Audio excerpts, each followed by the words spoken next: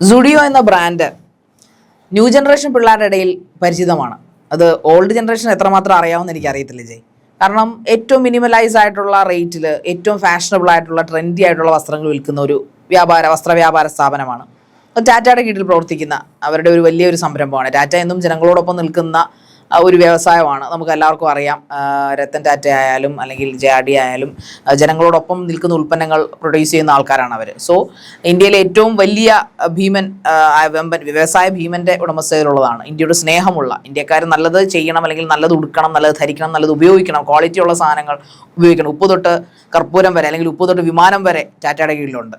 അപ്പോൾ അവരെ തകർക്കാനായിട്ട് കഴിഞ്ഞ ദിവസം, തകർക്കാനെന്ന് പറയാൻ പറ്റില്ല, അവർക്കെതിരെ ഇതുവരെ കാണുന്നത്, കാരണം ഒരു രൂപയുടെ പരസ്യം പോലും ചെയ്യാത്ത ആൾക്കാരാണ് ഈ സ്റ്റുഡിയോക്കാർ. നമുക്ക് ഒരിടത്തും സ്റ്റുഡിയോയുടെ പരസ്യത്തിൽ കൊടുക്കുന്ന ക്യാഷ് പോലും ഇവിടെ കുറച്ച് കൊടുക്കാമെന്ന് ചിന്തിക്കുന്നവരാണ്. അതായത് 1000-ൽ കൂടുതലുള്ള ഒരു എമൗണ്ട്, 1000-ൽ കൂടുതലുള്ള വസ്ത്രങ്ങൾ പോലും ഇല്ലാത്ത ഒരു ബ്രാൻഡഡ് ഷോപ്പായിരിക്കും. 999 ആണ് മാക്സിമം. 199 തൊട്ട് 999 ആണ് മാക്സിമം എന്ന് പറയുന്നത്. എല്ലാ പ്രായത്തിലുള്ള ആൾക്കാർക്കും കിട്ടും.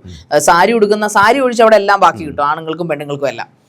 പക്ഷെ അവർക്കെതിരെ കഴിഞ്ഞ ദിവസം, അതായത് ഈ റമദാന്റെ ഈദിന്റെ തൊട്ട് 2 ദിവസം മുമ്പ് ജമാഅത്ത് ഇസ്ലാമിയുടെ യൂത്ത് വിങ്, അവരുടെ സ്റ്റുഡൻസ് എല്ലാവരും കൂടെ ഒരു ബോയ്കോട്ട് സുഡിയോ എന്നും പറഞ്ഞൊരു പ്ലക്കാർഡൊക്കെ വെച്ചിട്ട് ഒരു സമരം പ്രഖ്യാപിച്ചിരുന്നു. അതായത് അവർ പറയുന്ന ഇതാണ്. അത് ജയ് കണ്ടിരുന്നു? അത് കോഴിക്കോട് കണ്ടിരുന്നു. അതായത് ഈ പറഞ്ഞ പോലെ തന്നെ സ്റ്റുഡിയോക്കെതിരെ ഇപ്പോൾ ജമാഅത്ത് ഇസ്ലാമിയുടെ സ്റ്റുഡന്റ് സംഘടനയായ സ്റ്റുഡന്റ് ഇസ്ലാമിക് ഓർഗനൈസേഷൻ നടത്തിയിരിക്കുന്ന ഈ ഒരു നെഗറ്റീവ് ക്യാമ്പയിൻ അല്ലെങ്കിൽ ബോയ്ക്കോട്ട് ക്യാമ്പയിൻ സ്റ്റുഡിയോയ്ക്ക് വളരെ നല്ല രീതിയിൽ ഓപ്പോസിറ്റ് ആയിട്ട് ഒരു പുലിവാലായി, അതായത് ഇവർക്കൊരു പുലിവാലായി എന്ന് വേണം പറയാൻ. ജമാഅത്ത് ഇസ്ലാമിക്ക് ഒരു പുലിവാലായി.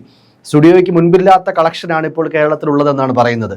സാധാരണ രീതിയിലേക്ക് നെഗറ്റീവ് ക്യാമ്പയിൻ നടത്തി കഴിഞ്ഞാൽ അവരുടെ കച്ചവടം താഴേക്ക് പോവുകയാണെങ്കിൽ ഇതിന്റെ സത്യാവസ്ഥ മനസ്സിലാക്കിക്കൊണ്ട് ആൾക്കാർ വീണ്ടും സ്റ്റുഡിയോയിലേക്ക് ഇരച്ചു കയറുന്ന അവസ്ഥ. സ്റ്റുഡിയോയുടെ കളക്ഷൻ സർവകാല റെക്കോർഡിലേക്ക് എത്തി. അറിയാത്ത ആൾക്കാർ പോലും അറിഞ്ഞു തുടങ്ങിയതാണ്. അതായത് ഇങ്ങനെ ഒരു സംഭവം ഉണ്ടായിരുന്നു, ദൈവമേ ഞാൻ ഇത്രയും കാലം ഇത്രയും വില കുറഞ്ഞ ഇത്രയും നല്ലൊരു ബ്രാൻഡ് മിസ് ചെയ്തല്ലോ എന്ന രീതിയിലാണ് ഇന്നിപ്പോൾ ആൾക്കാർ ഇടിച്ചു കയറുന്നത്. കോഴിക്കോടാണ് ഈ സംഭവം നടന്നത്. കാരണം എല്ലാവരും ഞെട്ടുന്നുണ്ട്. കാരണം സ്റ്റുഡിയോയുടെ ഒരു സാധനങ്ങൾ കീറാറില്ല, നരയ്ക്കാറില്ല. പിന്നെ ഒറ്റ പ്രത്യേകതയുള്ളൂ, വിലക്കുറവായതുകൊണ്ട് തന്നെ ഞാനിടുന്ന അതേ ഷർട്ട് തന്നെ വേറെ 10 പേര് കൂടി ഇടും, വേറെ പ്രശ്നമൊന്നും സ്റ്റുഡിയോയ്ക്കില്ല. അത് മാത്രമാണ് സ്റ്റുഡിയോയുടെ ഒരു കുഴപ്പം. അത് കുഴപ്പമല്ല, അത്രയും വില കുറഞ്ഞ് കിട്ടുന്ന ഒരു അടയാളമാണ്. നമുക്ക് ഏത് സൈസിലും ഏറ്റവും നല്ല ക്വാളിറ്റി ഉള്ള വസ്ത്രം, നമ്മുടെ ശരീരത്തിന് ചേരുന്ന തരത്തിലുള്ള വസ്ത്രങ്ങൾ ഉപയോഗിക്കാം. നമ്മുടെ ശരീരത്തിന് ഹാമായിട്ടുള്ള ഒരു വസ്ത്രങ്ങൾ അവർ പ്രൊഡ്യൂസ് ചെയ്യുന്നില്ല എന്നുള്ളതാണ്. അപ്പൊ അതുകൊണ്ട് തന്നെ ഇവർക്ക് ഭയങ്കര ജനപ്രീതിയാണ് യുവാക്കളുടെ ഇടയിലുള്ളത്. അപ്പൊ അതിന് ഇവരെന്തിനാണ് ഇങ്ങനെ ഒരു സമരമുഖം എടുത്തതെന്ന് വെച്ചാൽ, ഇവർ പറയുന്ന ഒരു ന്യായം, ഇസ്രയേലുമായിട്ട് ടാറ്റ കമ്പനികൾക്ക് പാർട്ണർഷിപ്പ് ഉണ്ട്, സാങ്കേതിക സഹകരണങ്ങളുണ്ട്.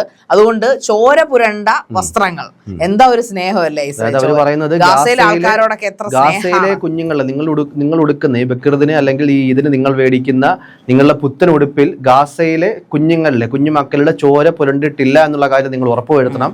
അതുകൊണ്ട് തന്നെ ടാറ്റയിൽ നിന്ന് അല്ലെങ്കിൽ സ്റ്റുഡിയോയിൽ നിന്ന്, ടാറ്റയുടെ ഉടമസ്ഥതയിലുള്ള സ്റ്റുഡിയോയിൽ നിന്ന് നിങ്ങൾ വസ്ത്രങ്ങൾ എടുക്കാൻ പാടില്ല. പ്രത്യേകിച്ചും ഈ ബക്രീദിന്, ഈ ഒരു ഈദ് ദിവസത്തിൽ നിങ്ങൾ എടുക്കാൻ പാടില്ല എന്നുള്ള കാര്യമാണ് പ്രധാനമായിട്ടും ഈ ഒരു സ്റ്റുഡന്റ് ഇസ്ലാമിക് ഓർഗനൈസേഷൻ പറയുന്നൊരു ആപ്തവാക്യം. അത് മാത്രമല്ല, സ്റ്റുഡന്റ് ഇസ്ലാമിക് ഓർഗനൈസേഷൻ ഏറ്റവും വലിയത് ശ്രീജിത് പണിക്കരൊക്കെ കളിയാക്കിയിട്ടുണ്ട്. ബോയ്ക്കോട്ടിന്റെ സ്പെല്ലിംഗ് പോലും അറിയാതെയാണ് പ്ലക്കാർഡുമായിട്ട് വന്നിരിക്കുന്നത്. ബോയ്ക്കോട്ടിന്റെ സ്പെല്ലിംഗ് എന്ന് പറഞ്ഞാൽ BOYCOTT ആണ്. അതൊരു TT ഉള്ളു. പിന്നെ ബോയ്ക്ക് കോട്ട് വാങ്ങിക്കാനാണോ പോകുന്നതെന്ന് ചോദിച്ചു വരെ കളിയാക്കലുകൾ ഇറങ്ങിയിട്ടുണ്ട്. അതായത് സ്റ്റുഡൻസ് ഇസ്ലാമിക് ഓർഗനൈസേഷൻ ആണെങ്കിലും സ്റ്റുഡൻസ് എന്താ, പഠിതാക്കളല്ലേ, വിദ്യാർത്ഥികളല്ലേ, അവർക്ക് വൃത്തിയായിട്ട് സ്പെല്ലിംഗ് പോലും എഴുതാനല്ലെങ്കിൽ എന്തിനാണ് ഈ പണിക്ക് ഇറങ്ങുന്നത്? എന്തായാലും ഇന്നത്തെ, അതായത് ഈദ് ദിവസം വമ്പൻ കളക്ഷൻ, ഇതുവരെ ഇതിനില്ലാത്ത റെക്കോർഡ് കളക്ഷനാണ് സ്റ്റുഡിയോ വേദിച്ചുകൊണ്ടിരിക്കുന്നത്.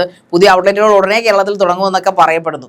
എന്തായാലും എന്തെല്ലാം കാര്യങ്ങൾ ഈ യുവാക്കൾക്ക് ചെയ്യാനുണ്ടല്ലേ ഇങ്ങനെയുള്ള കാര്യങ്ങളുടെ പേരിൽ. ഇവരെന്തറിഞ്ഞിട്ടാണ് ഇപ്പോൾ ഇവർ ഈ ആഹ്വാനങ്ങൾ, അതായത് ബോയ്ക്കോട്ട് സ്റ്റുഡിയോ എന്ന് പറയുന്ന ആഹ്വാനം പോലും ഈ പറയപ്പെടുന്ന ഗൂഗിളിലും അതോടൊപ്പം തന്നെ ഇൻസ്റ്റാഗ്രാമിലും ഫേസ്ബുക്കിലും ഒക്കെ ഫോളോ ചെയ്യുമ്പോൾ ഇതിൻ്റെയൊക്കെ വക്താക്കൾ, അതായത് ഈ ഫേസ്ബുക്കും ഇൻസ്റ്റാഗ്രാമും അല്ലെങ്കിൽ യൂട്യൂബും ഒക്കെ ഉണ്ടാക്കി വിട്ടിരിക്കുന്നതൊക്കെ അമേരിക്കക്കാരാണല്ലോ. അമേരിക്കക്കാർ ഒരിക്കലും ഈ രാജ്യത്തെ അല്ലെങ്കിൽ ഇസ്രയേലിനെതിരെ കുറ്റങ്ങൾ പറഞ്ഞിട്ടില്ല. നമ്മൾ ഇന്ത്യ പോലും ഇസ്രയേലിനോട് സൗഹൃദം പുലർത്തുന്ന രാഷ്ട്രമാണ് അല്ലേ. ഇന്ത്യ പോലും മോദിജിയുടെ ഏറ്റവും അടുത്ത സുഹൃത്താണ് നെതന്യാഹു എന്ന് പറയുന്നത്. സോ ഈ പറഞ്ഞ പാകിസ്ഥാന്റെ ആക്രമണത്തിലും ഇന്ത്യക്ക് സപ്പോർട്ട് ചെയ്ത രാജ്യങ്ങളുമായിട്ട് വളരെ രീതിയിലുള്ള നല്ലൊരു ബന്ധമാണ്. മോദിയുടെ അതേ നിലപാട് തന്നെയാണ് നെതന്യാഹുവിനും. അദ്ദേഹം പറയുന്നത് ശരിക്കും ഇസ്രായേൽ എന്ന് പറഞ്ഞാൽ ജ്യൂസിന് കൊടുത്തിരിക്കുന്ന ഒരു രാഷ്ട്രമാണ്. ആ ജ്യൂസ് അവരുടെ രാഷ്ട്രം കെട്ടിപ്പടുത്താനേ അന്നും ശ്രമിച്ചിട്ടുള്ളൂ. ശരിയാണ്, ജ്യൂസിന് കുറെ പ്രശ്നങ്ങളുണ്ട്. ജ്യൂസിനോട് എന്താണ് ഇത്ര വൈരാഗ്യം എന്ന് ചോദിച്ചാൽ, യേശുവിനെ കല്ലെറിഞ്ഞ് കൊല്ലുന്നതും അല്ലെങ്കിൽ യേശുവിനെ ചതിച്ചു എന്നുള്ള ഒരു പാപക്കറയാണ് അവരുടെ ഒരു തലയിൽ വന്നിരിക്കുന്നത്. പക്ഷെ ഹിറ്റ്ലർ ഒരു കോടിക്കണക്കിന് ജ്യൂസിനെ ചുട്ടരിച്ച ആളാണ്. എന്നിട്ടും അവരുടേതായ ഒരു രാജ്യം അവരുടെ ഒരു അടുത്ത തലമുറ പരിശോധിക്കുകയാണെങ്കിൽ ഈ പറഞ്ഞ കണക്ക് മറ്റുള്ള പരമാവധി ഇല്ലേ തങ്ങളുടെ വർഗത്തെ വളർത്തിയെടുക്കുക എന്നുള്ളതിനൊപ്പം പരമാവധി മറ്റുള്ളവരുടെ പോലും മെക്കിട്ട് കയറരുത്, ആവശ്യമില്ലാതെ തങ്ങൾ അനുഭവിച്ച ദുരവസ്ഥ ഇനി ഒരു ജനതയ്ക്ക് ചിന്തിക്കുന്ന ആൾക്കാരാണ്. അത് മാത്രമല്ല ദേ ആർ വെരി ബ്രില്യന്റ്. ഏതൊരു സ്ഥാനത്തിന്റെയും ടോപ്പിലെടുത്ത് നോക്കിക്കഴിഞ്ഞാൽ ഇസ്രായേലി പൗരന്മാരാണ് കൂടുതൽ ഇരിക്കുന്നത് ടോപ്പിൽ. അതായത് പ്രത്യേകിച്ചും ഈ അവരുടെ ഏജൻസി കൂടിയ ആൾക്കാരാണ്. അവരുടെ ഒരു രാജ്യത്തിന് ഇനി അവർ എത്ര ജീവൻ കളഞ്ഞും ആ രാജ്യത്തെ ആക്രമിക്കാൻ അവർ സമ്മതിക്കില്ല. അവർ പറയുന്ന ലോകത്തുള്ള എല്ലാ ഇസ്രായേലികളും അവരുടെ സ്വന്തം നാട്ടിലേക്ക്, അവരുടെ ഒരു മാതൃരാജ്യത്തേക്ക് പോകുന്നുള്ളൂ എന്നാണ് അവർ പറയുന്നത്. അവര് അപ്പോഴും അവിടുത്തെ പ്രധാനമന്ത്രി അല്ലെങ്കിൽ അവിടുത്തെ പ്രധാനമന്ത്രി നെതന്യാഹു പറയുന്നത്, ഞങ്ങൾ ഒരിക്കലും ഈ പറയുന്ന പാലസ്തീനെ തകർക്കാൻ നോക്കിയിട്ടില്ല. പാലസ്തീൻ ജനങ്ങളോട് പലപ്പോഴും വാണിംഗ് ചെയ്തിട്ടാണ് ഞങ്ങൾ അവിടെ യുദ്ധം നടത്തിയിരിക്കുന്നത്. പക്ഷേ അവരെ ചെയ്യുന്നത് അവിടുത്തെ IS ഭീകരവാദികളെ, തീവ്രവാദത്തിനെതിരെ മാത്രമാണ് അവർ പറയുന്നത്. അന്നും ഇന്നും ഇസ്രായേലും പ്രഖ്യാപിച്ചിരിക്കുന്ന തീവ്രവാദികൾക്കെതിരെയാണെന്നാണ്. അവിടുത്തെ സാധാരണ ജനങ്ങൾക്ക് ഒപ്പമാണ് അവർ നിൽക്കുന്നത്. തീവ്രവാദത്തിനെതിരെയാണ് ഞങ്ങൾ പ്രവർത്തിക്കുന്നത്. അവിടുത്തെ തീവ്രവാദ നേതാക്കളെയാണ് ഇവർ കൊന്നുകളഞ്ഞത്. സാധാരണക്കാരെ അവർ കൊല്ലാൻ ശ്രമിക്കുന്നില്ല. പക്ഷേ സാധാരണക്കാരുടെ വീടുകളിലാണ് തീവ്രവാദികൾ ഇവർ ഒളിപ്പിക്കുന്നതെന്ന് മാത്രം വ്യക്തം. അതുകൊണ്ടാണ് സാധാരണക്കാർ ഒരു പക്ഷേ അതിനകത്ത് കൊല്ലപ്പെട്ടു പോകുന്നത്. ഇപ്പൊ ഇന്ത്യക്ക് മനസ്സിലാവും സിറ്റുവേഷൻ. ബിക്കോസ് ഇന്ത്യക്ക് അറിയാം പാകിസ്ഥാൻ എന്താണ് ചെയ്യുന്നത്. പാകിസ്ഥാനികൾ എന്ന പാവപ്പെട്ട ജനതയോട് ഇന്ത്യക്ക് ദേഷ്യമില്ല. മറിച്ച് പാകിസ്ഥാനികളെ കാശ്മീർ എന്ന് പറഞ്ഞ സ്വർഗഭൂമിയെ കാണിച്ചുകൊണ്ട് പാകിസ്ഥാനികൾക്ക് വളം വെച്ച് കൊടുക്കുന്ന തീവ്രവാദികളെയാണ് ഇന്ത്യ തീവ്രവാദികളെ സപ്പോർട്ട് ചെയ്യുന്ന പാകിസ്ഥാന്റെ ഈ സർക്കാരിനെ ശരിക്കും പറഞ്ഞ പാകിസ്ഥാനും ഈ പാലസ്തീനും ഒക്കെ ഏതാണ്ട് ഒരേ അച്ചിൽ വാർത്തവരാണ്. കാരണം അവരൊന്നും അവരുടെ രാജ്യം, ഇന്ത്യയെ സംബന്ധിച്ചിടത്തോളം സ്വാതന്ത്ര്യം കിട്ടിയപ്പോൾ ഇന്ത്യയുടേതായിട്ടുള്ള ഡെവലപ്മെന്റ്സ് ഉണ്ടാക്കി കൺട്രിയിൽ. മതവും രാഷ്ട്രീയവും മതേതരത്വവും എല്ലാം പല തട്ടിലാണെന്ന് അവർക്കറിയാം. ഇതൊന്നും മിക്സ് ചെയ്യാൻ ഇന്ത്യയിൽ ഒരു നേതാക്കന്മാരും സമ്മതിക്കുന്നില്ല. മതം വേറെ, രാഷ്ട്രീയം വേറെ, എഡ്യൂക്കേഷൻ വേറെ, രാജ്യത്തിന്റെ വികസനം വേറെ, എല്ലാം ഇന്ത്യ മിക്സ് ചെയ്യും. എന്ന് വെച്ചാൽ എല്ലാം അതിൻ്റെതായ ആ ഒരു ഇമ്പോർട്ടൻസ് പ്രയോറിറ്റി കൊടുത്താണ് ഇന്ത്യ കൊണ്ടുപോകുന്നത്. ഏത് പാർട്ടിക്കാർ വന്നാലും അങ്ങനെ തന്നെയാണ്.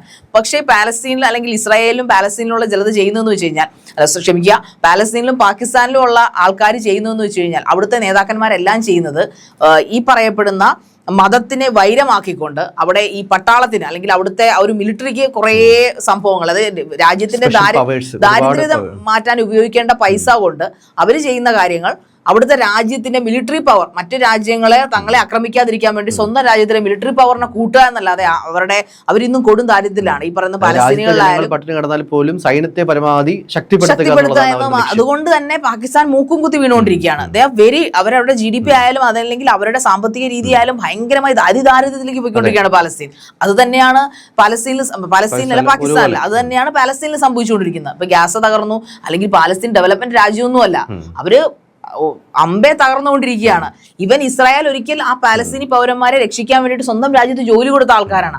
അവിടെയും ഇവന്മാർ പണിതു. അങ്ങനെയാണ് പിന്നീട് ഈ യുദ്ധങ്ങളെല്ലാം പൊട്ടിപ്പുറപ്പെടുന്നത്. ശരിക്കും നമുക്ക് പൂർണ്ണമായിട്ടും ഇസ്രായേലിനെ കുറിച്ച് പഠിക്കുകയാണെങ്കിൽ നമുക്ക് പൂർണ്ണമായിട്ട് കുറ്റപ്പെടുത്താൻ പറ്റില്ല. ഒരുപാട് ത്യാഗങ്ങളും ഒരുപാട് വേദനകളും വംശഹത്യയും ഒക്കെ സംഭവിച്ച് തലമുറകൾ അനുഭവിച്ച് കയറി ജനത ഒരിക്കലും ഒരു രാജ്യത്തെ വംശഹത്യ ചെയ്യാൻ കൂട്ടുനിൽക്കില്ല. ബിക്കോസ് അവരത് അനുഭവിച്ചവരാണ്. എനിക്ക് മനസ്സിലാവാത്തൊരു കാര്യമാണ് അതൊക്കെ. നമ്മൾ എന്തായാലും ഇസ്രായേലിനും പാലസ്തീന്റെ ചർച്ചയ്ക്കല്ല നമ്മൾ ഇവിടെ ഇരിക്കുന്നത്. നമ്മൾ നമ്മുടെ രാജ്യത്ത് അതും പൊക്കി പിടിച്ചുകൊണ്ട് വരുന്ന ഇങ്ങനെയുള്ള ഈ എന്താ അവരെ വിളിക്കേണ്ടത് തന്നെ വിളിക്കേണ്ടി വരും. കാര്യം മതത്തിന്റെ പേരിൽ അത് ആവശ്യമില്ലാത്ത ഒരു വൈര്യമോ അല്ലെങ്കിൽ ഒരു സെപ്പറേഷനോ ഒക്കെ സമൂഹത്തിൽ ഉണ്ടാക്കുക എന്നുള്ളത് തന്നെയാണ് ഇവരുടെ ലക്ഷ്യമെന്ന് നമുക്ക് കണ്ണും പൂട്ടി പറയേണ്ടി വരും. കാര്യം ഒരു കാലത്ത് നമ്മുടെ തീവ്രമായിട്ടുള്ള സംഘപരിവാർ ആൾക്കാർ നമുക്ക് ബീഫ് കഴിക്കാൻ പാടില്ല എന്ന് പറയുന്നത് പോലെ തന്നെയാണ് നിങ്ങൾ ഈ വസ്ത്രം ഉടുക്കാൻ പാടില്ല എന്ന് പറയുന്നത് നമ്മുടെ ബേസിക് ആയിട്ടുള്ള സ്വാതന്ത്ര്യങ്ങളുടെ ലംഘനം കൂടിയാണ്. ജനാധിപത്യ രാജ്യത്തിരുന്നുകൊണ്ട് നിങ്ങൾ ഈ പറഞ്ഞ പോലെ തന്നെ, അതും രക്തൻ ടാറ്റ എന്ന് പറയുന്ന വ്യക്തിയെ നമ്മൾ ഓർക്കണം. നമ്മുടെ രാജ്യത്തെ ജനങ്ങൾ, ശാരീരിക തുടക്കത്തിൽ പറഞ്ഞതുപോലെ നമ്മുടെ രാജ്യത്തെ ജനങ്ങൾക്ക് എല്ലാ സൗകര്യങ്ങളും വളരെ ആക്സസിബിൾ ആയിട്ട് വളരെ വിലക്കുറവിൽ ഒരു മിഡിൽ ക്ലാസ് ഫാമിലിക്ക് എല്ലാ സൗകര്യങ്ങളും കിട്ടണം എന്ന് കരുതിയുള്ള സർവീസുകൾ തുടങ്ങിയ ഒരു മനുഷ്യനാണ്. വലിയൊരു മനുഷ്യസ്നേഹിയായിട്ടുള്ള വ്യക്തിയാണ്. അല്ലെങ്കിൽ നമ്മുടെ ആധുനിക രാഷ്ട്രം പടുത്തുയർത്താനായിട്ട് സഹായിച്ച ഏറ്റവും മുൻപന്തിൽ നിന്ന വ്യവസായികളിൽ ഒരാളാണ്. ആ വലിയ വിഷണറിയുടെ ഒരു ലക്ഷ്യത്തിന്റെ ഭാഗമാണ് സ്റ്റുഡിയോ പോലെയുള്ള നല്ല ബ്രാൻഡായിട്ട് അല്ലെങ്കിൽ നല്ല വിലക്കുറവിൽ നല്ല മൂല്യത്തിനൊത്ത നല്ല ക്വാളിറ്റിയുള്ള വസ്ത്രങ്ങൾ ലഭിക്കുന്ന ഒരു സ്ഥാപനം. എന്തായാലും ആ ഒരു സ്ഥാപനത്തിനെതിരെയാണ് ഇപ്പോൾ ജമാഅത്തെ ഇസ്ലാമിയുടെ സ്റ്റുഡൻസ് ഓർഗനൈസേഷൻ വലിയൊരു ബോയ്ക്കോട്ടിംഗ് ആഹ്വാനവുമായി രംഗത്തെത്തിയത്. പക്ഷേ ആ ബോയ്ക്കോട്ടിങ്ങിന് പകരം അത് വലിയ രീതിയിലുള്ളൊരു കച്ചവടം കൂട്ടുന്ന തരത്തിലേക്ക് സ്റ്റുഡിയോയെ മാറ്റി എന്നുള്ളത് വളരെ ആശ്വാസകരമായ കാര്യമാണ്.